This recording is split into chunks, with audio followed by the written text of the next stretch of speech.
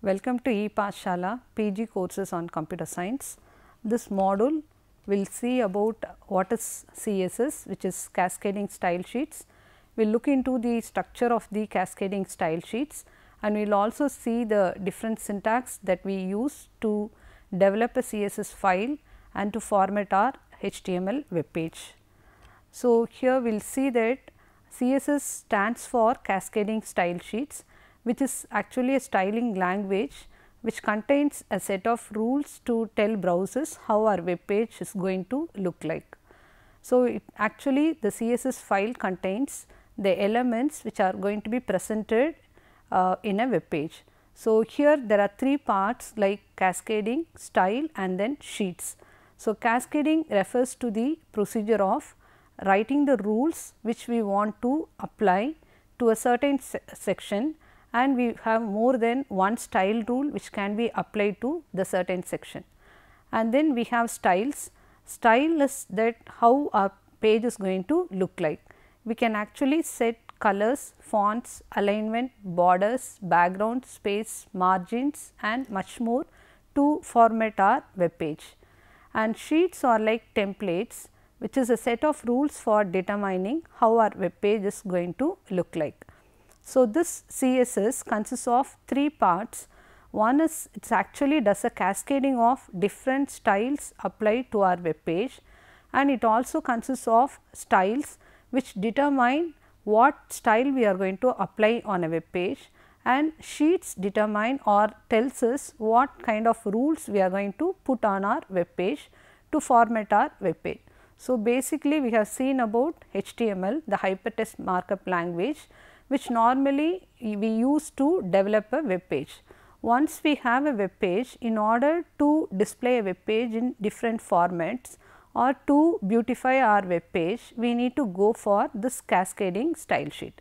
So, CSS is actually a styling language which consists of a set of rules which tells the browser how our web page is going to look like.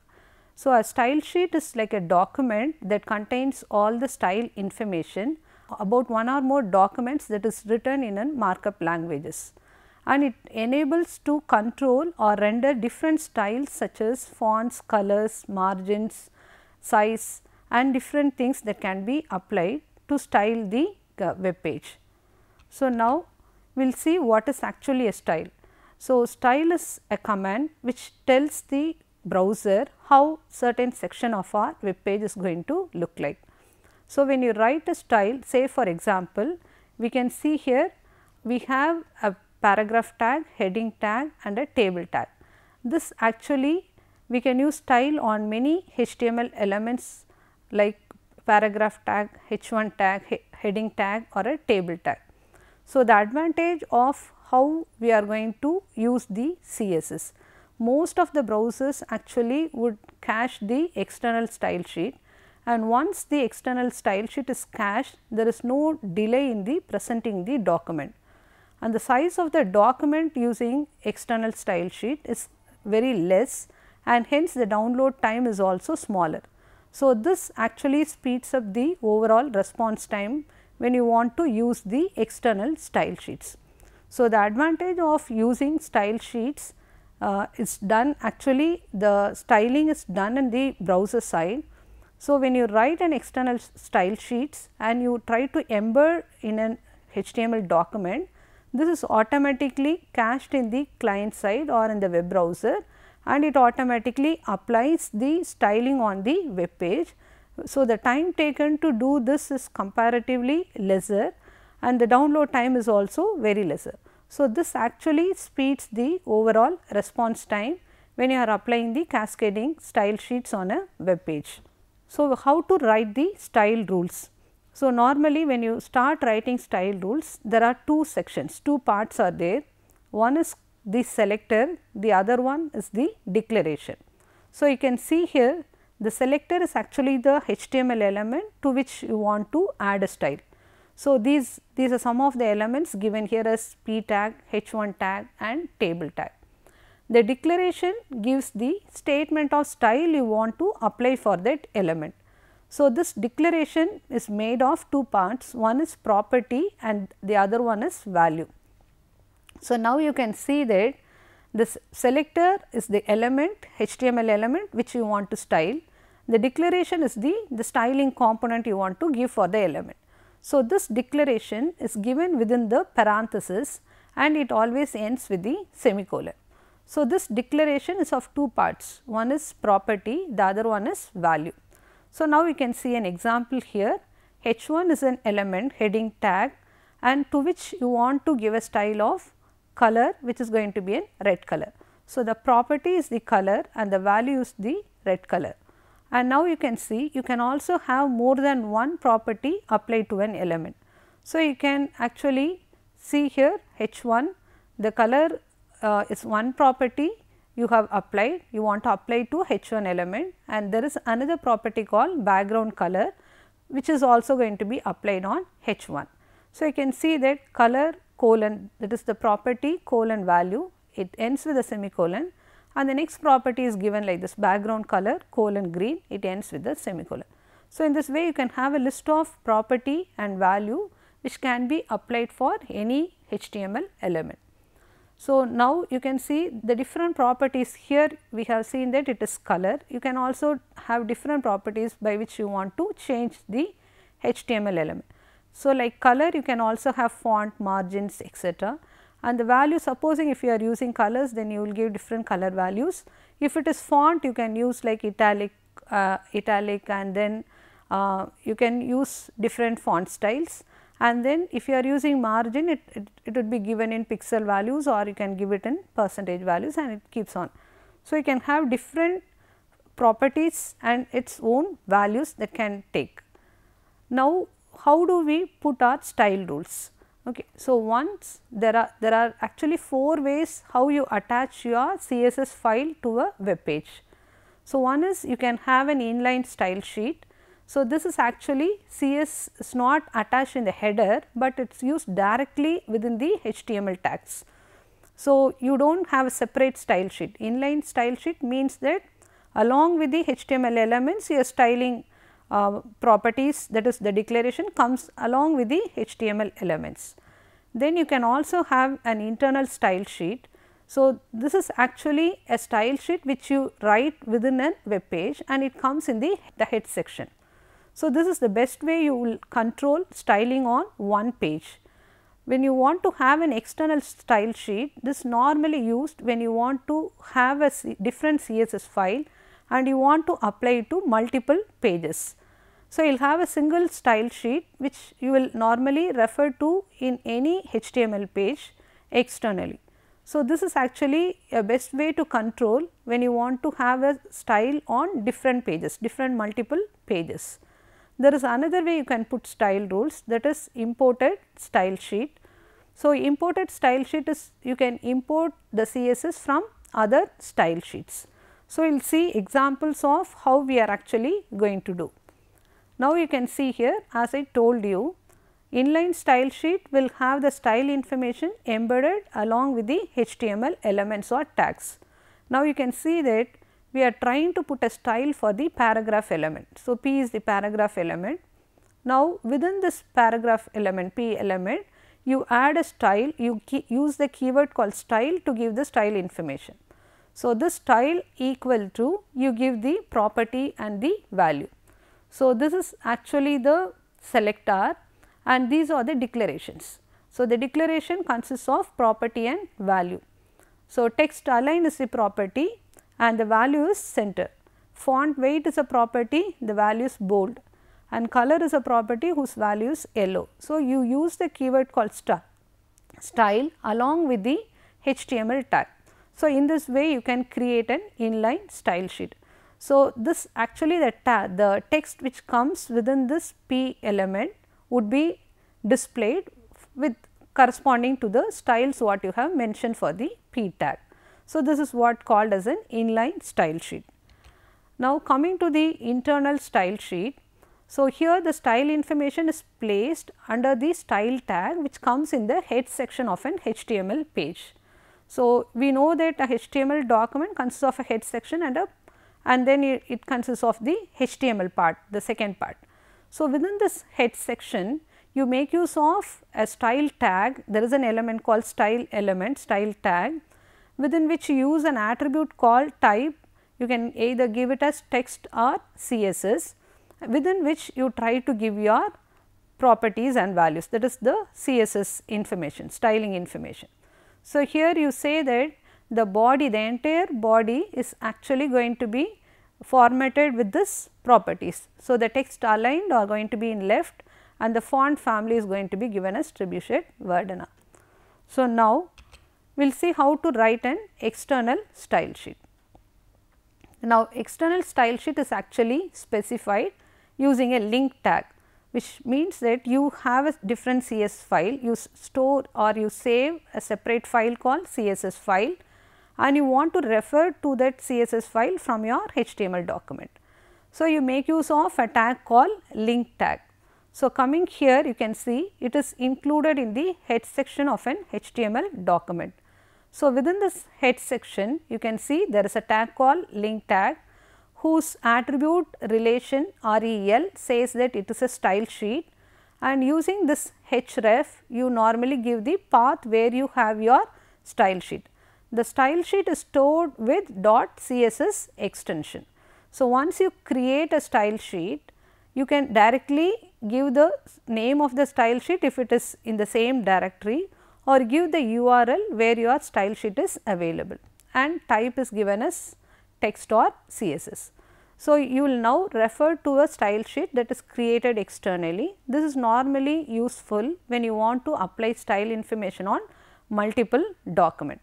So, different documents get the same style information if you are using an external style sheet. Now, we will see that how you have an imported style sheet.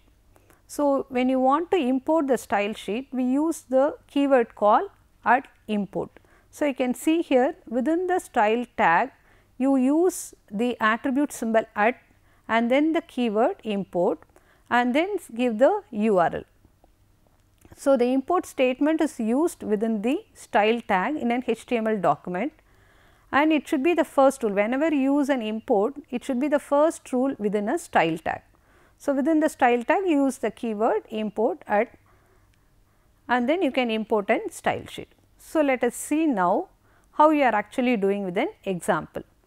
So, here whenever you use an import style sheet, it normally overrides the rules that is applied for any HTML elements.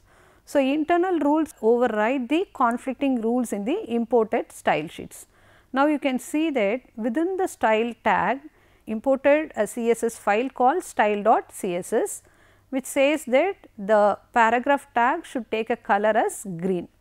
Now, here you can see that you have the style and then you import the URL with red.css and you also have URL with pink.css. Okay.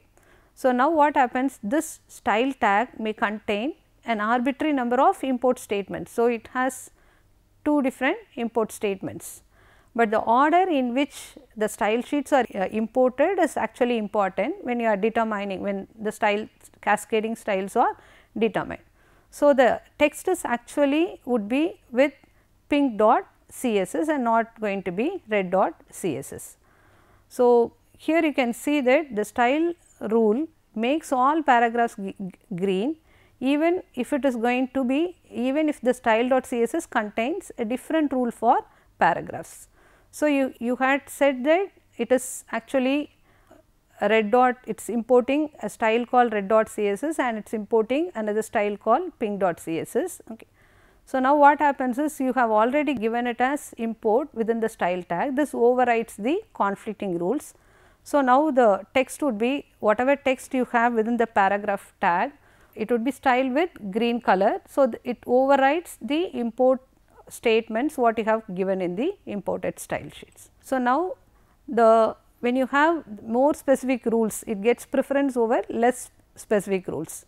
Now, you can see here the paragraph tag, within that you have a B tag, that is the text which are available in bold, the color is given as green, whereas the other text which are bold, which is not given within a paragraph tag, whose color is going to be red. So, now if you can see here, this is what the text P, this is the hello is within a bold tag and world is within the paragraph tag within the bold tag which is within the paragraph tag. So, now you can see that hello would be getting a value as red because bold, the text which are given within this bold tag is going to take a red color, and when it is cascaded, here you can see the text which is within bold and the bold is within paragraph, it takes a color as green color. So, now you can see how the order of cascading rules are applied. So, in order to resolve the conflicts, this is the way how it is. Supposing you have an inline style that is given the highest importance, and then if you are giving an internal style sheet, then it is given the next higher importance, and external style sheets it goes in the order. So, supposing for any element if you have used an external style sheet, on which if you are using an internal style sheet, then this gets preference over the external style sheet. And even though if you are using an internal style sheet and if you are using an inline style for some element, that is along with the element you have an style sheet, the style information, then this inline style is what having the highest importance than any of these styles. So, the imported styles have the least importance, and supposing you have not used any of these style sheets, you have the browser's default style. So, if you are not using any of these style sheets, then the browser's default style would be applied for an HTML document. Now, how does it work, the CSS work? So, CSS actually works in conjunction with the HTML. So, you have a HTML file and you link that HTML file to a CSS file, and whenever the browser want to display the page, it refers to the CSS file and it determines how to display the elements that are defined in the HTML page. So, normally the HTML elements would also be marked with IDs and classes, and these IDs and classes can be referred in a CSS file, and the browser would refer to the HTML element using these IDs and classes and apply the corresponding styles. So, we will see later with an example how we use the IDs and classes. Now, the difference between the ID and the classes. So, they work in the same way, but they provide the same functionality to an HTML element, but IDs should be unique, whereas classes are not unique.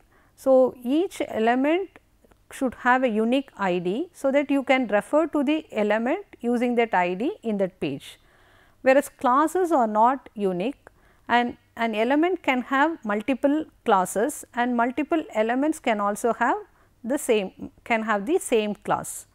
So, here the IDs are actually used to style the element. So, given any element, you will also have an ID for that HTML element. In the CSS file, you use that ID to give the styling components or styling information, and classes are also used in the same way. But classes, once you define, you can apply the classes to multiple elements in the same page. What does a CSS file look like? So, the styles for each element, whether it is ID or class that is used on a HTML page, are going to be defined in a CSS document. And in a HTML document, you have different elements. The styles for the elements would be actually wrapped within the curly braces. So, you can see here, this is a HTML element H1. Within curly braces, you wrap the styling information of all the elements that has the H1 tag. So, IDs are normally declared with a pound sign. So, you can see a hash symbol. So, here you can see that hash title and the ID name normally are declared with a pound sign and the ID name. This is the title is the name of the ID, and the styles for the ID is also put within this curly braces. And classes are normally defined with a period. So, you can see if it is a dot given before the name of the element, then it is actually a class name. So, classes are declared with the period symbol and then the name of the class, again the styles are wrapped within the curly braces. So, this is how you give the style information for any of the element defined in your HTML page. Now, how does the anatomy of a style rule looks like? So, as I told you, you have the selector and this is what the declarations. So, within the selector, you have the selector starts with the curly braces, and within this curly braces you have the declarations of different styles or properties, and each holding a value that is preceded by a colon. So, the selector actually specifies the HTML elements that are going to be affected by the style rules, and the declaration specifies what is the style rule you want to apply for the element. So, now you can also actually group the selectors. So, you can see here you have a H1 tag, H1 element, and this is one style information. H1 tag is also going to take another style information, H1 tag is also going to take another style information. So, you have different declarations for the same selector or same element, which you can group it like this. So, H1 tag within the curly braces, you can group the 3 declaration into one single style information. So, for any element that is enclosed within a H1 tag would take the 3 properties what we have mentioned here. So, you can group selectors, and then this is actually a different example where you can see here different selectors having common declarations. So, H1 is one selector, H2 is another selector, and H3 is another selector. H1 takes the property color red, H2 also takes the same declaration, H3 also takes the same declaration. Now, what you can do is you can actually group the selectors in this way, H1, H2, H3, all the 3 selectors taking the same declaration as color colon red. Now, you can also have type selectors. So, type selectors are simple selector, which is actually the name of a document element, and it matches with every single element of the document. So, now you can see the selector B selects every B element.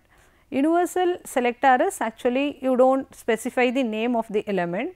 So, you make use of a special selector like star, it is a wildcard which matches with every element in the document.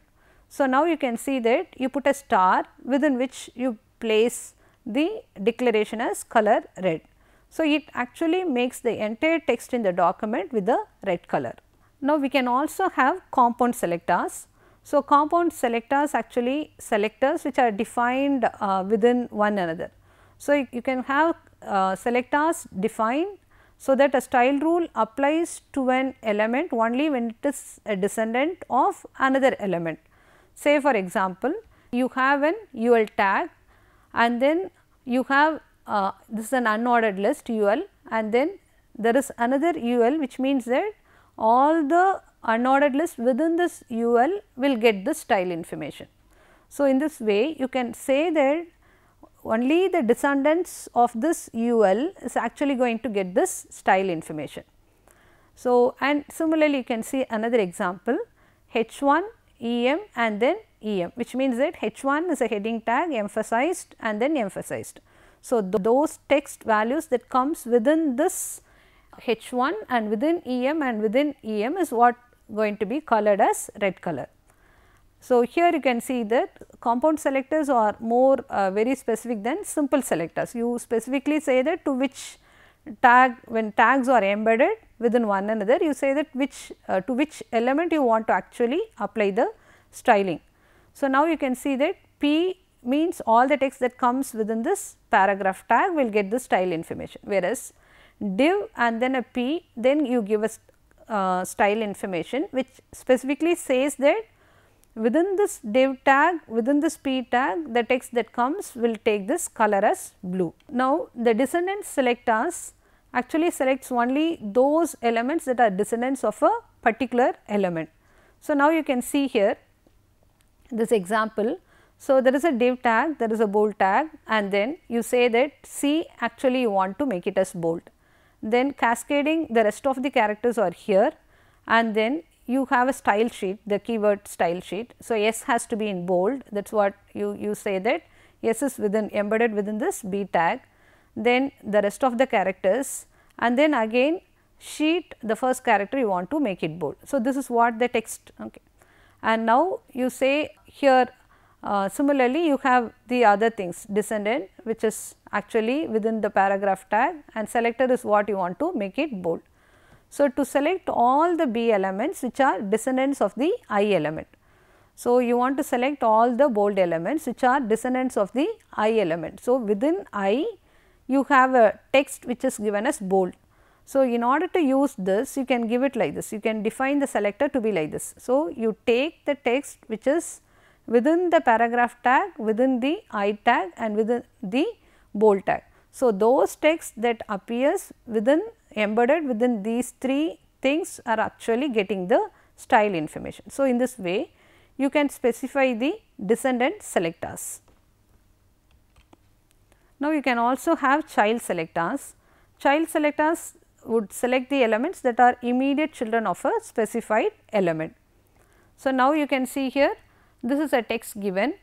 So, it is paragraph tag within which you have a bold tag and then you have an I tag within which you have again a bold tag, then the paragraph closes. So, now you can say that the selector P and use the greater than symbol B. So, this selects only the highlighted B elements. So, you can see that within paragraph you have bold tag. So, this selector would select only those this highlighted which is given here, it is highlighted as bold. So, this is what would be given the style. The selector P, then I and then B, this would select the element that is actually within this paragraph, within this I, within this B. So, it actually selects this paragraph, the text called paragraph. So, it takes the text that is embedded within the bold tag which is actually I is the parent of this B tag and P is the parent of this I tag. So, in this way you can also specify the child selectors. Now, style classes, you can define classes. As I told you, whenever you want to have a class, then you have to define the class with a period preceding it. So, this actually allows us to control the elements of a given style. You use to style multiple elements, that is the same class can be applied to multiple elements. So, this actually you can see here you have defined the class called nodec and this is going to be defined for an anchor tag. So, if you are very specific about to which element you want to define this class, then you can give the name of the class. So, the selector defines the class name and then the name of the class is nodec, which is actually preceded by the class name, preceded by a period. So, to the anchor tag you want to apply the class called nodec, you give the style information. So, this actually you can see here use in the anchor tag you specify the name of the class. So, within the anchor tag you say you use the keyword called class and you give the name of the class as nodec and then you refer this style information to an HTML page. So, in this way you can apply style classes and then style classes can also be generic, that is it is not tied to specific element type.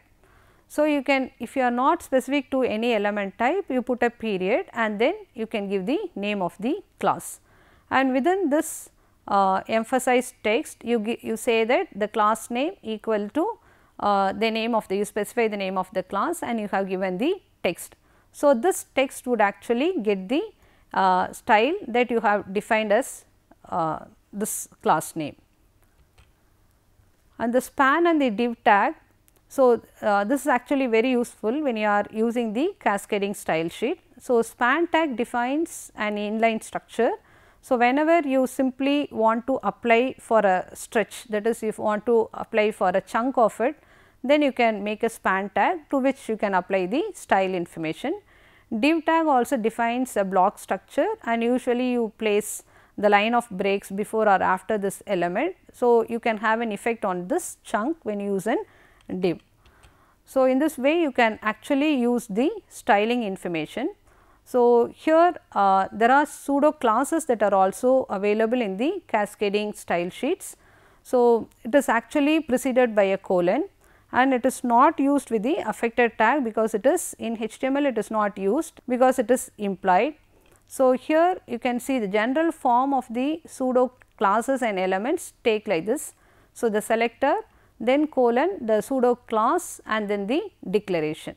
So, you have different support for pseudo classes like first child, last child, only child, these are different classes. So, you give the name of the element and then specify the pseudo class name, apply the style information. So, the first child within the paragraph, all the p elements, selects all p elements that are the first children of any element to which you want to apply the style element. So, you have similarly the anchor pseudo classes. So, you have a pseudo class called colon link and colon visited. So, here you can see that anchor colon link to which you want to apply this style, and then anchor colon visited to which you want to apply this style. And you also have dynamic pseudo classes. When you do some action on those elements, it gets the style information.